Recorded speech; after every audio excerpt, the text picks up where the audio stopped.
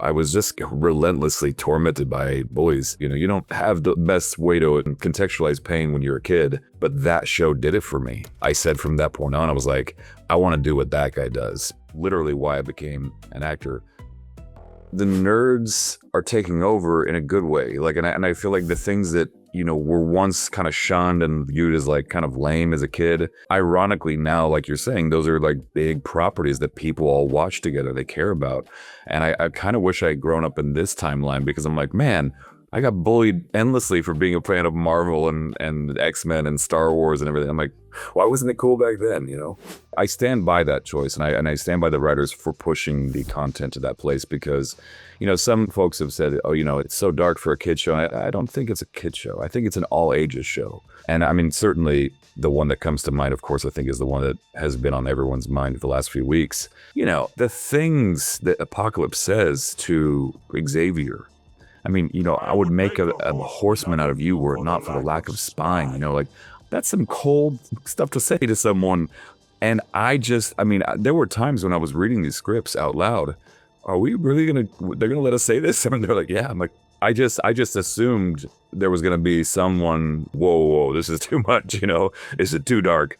But they didn't. And I'm so glad they did, because the show is better for it. I think it's better because you don't know who's going to live or die. You don't have this feeling that anyone is protected. And that made the show more fun and the stakes higher, I think. We're pushing the envelope not for shock value and not for scare value or scare factor. We're doing it because we know it's elevating the source material and making it accessible to all ages. And I think that's wonderful.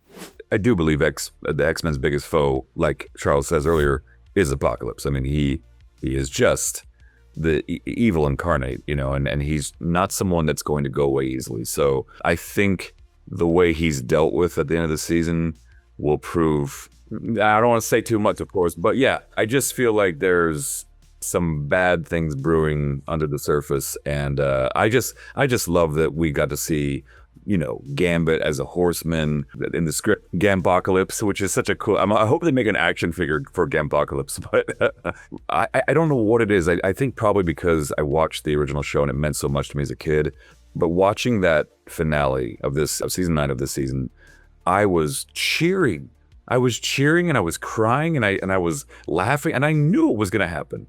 When you see it cut together, when you actually watch the episode with all the incredible animation, it's a different beast. It feels so good. I met so many kids this weekend who were just like, I love X-Men. It's my favorite show. I'm like, oh, yes. Like, I hope I'm passing the baton to you. And then in 30 years, you're playing Professor X, or you're playing Jean Grey, or you're playing Rogue, like that's what I want. First, I was a little surprised that there wasn't going to be like at least a few scenes at the beginning of that episode just strictly about everyone processing Magneto's death and just really focusing on that. One of the things I know is a critique of this series is also one of the strengths is its clipped pace, how fast it's moving.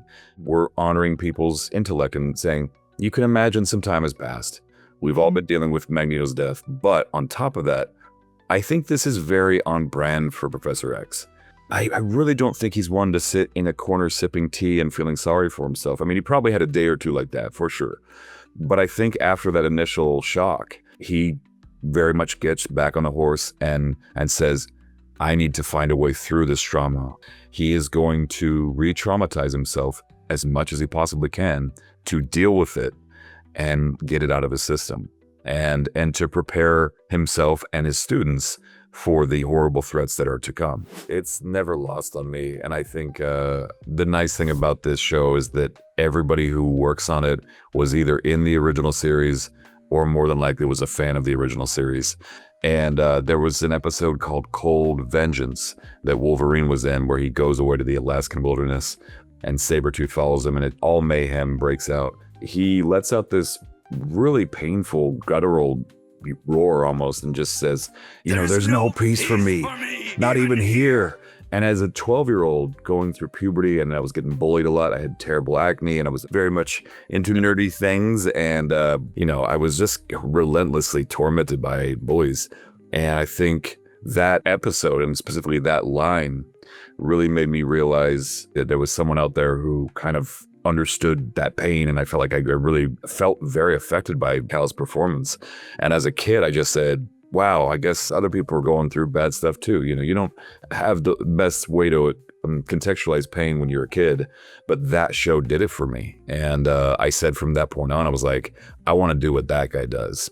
30 years later, being on the new version of this is just like the most surreal thing ever. For Professor X, Cedric Smith did an incredible job of putting the blueprint out for what would be, I think, known as kind of like the gold standard for Professor X. Obviously, Patrick Stewart and James McAvoy, phenomenal actors, but in my mind, Professor X will always have this really, kind of analytical way of speaking, and not like in a mean-spirited way or a creepy way. He just really wants to understand everyone. So I think that voice really lends itself to Professor's tone, and that mid-Atlantic sort of vaguely nasally sound just really works for him. And then with Apocalypse, I was in New Zealand at a Comic-Con when I got the audition. I know, just having been up for different roles, casting usually likes to get that done as soon as possible, right? So even though I had a plan to go to all these Lord of the Rings sites, canceled all that immediately, and I was like, nope. So I spent the next 2 days of my trip literally watching clips from Apocalypse over and over and over again.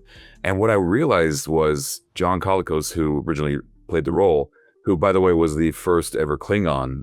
But I could just tell, listening to him and analyzing him, that he has a very Shakespearean quality to his delivery. But I also felt like, since we've updated this and we're going to so much more darker places in this series, I felt like I really wanted to just channel some of my favorite metal singers and add that sort of resonant bass to the voice, while also borrowing from my old co-star. We did a movie together 20 years, Jesse Ventura. There's a quality to Jesse's voice. And I wasn't meaning to, but like, if I'm around people enough and they have an interesting voice, I just start.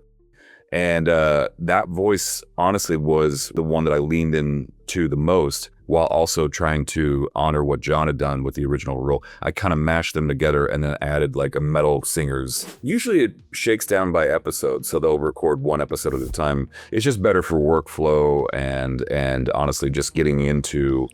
But initially we did have the idea of like, let's just record it all back to back. So there's, the final scene in episode 4, it's literally just me monologuing for 3 pages, and I was trying to do it, just continually, but it wasn't that the voices were that challenging. I mean, obviously for the throat, it's a different tone and different sound.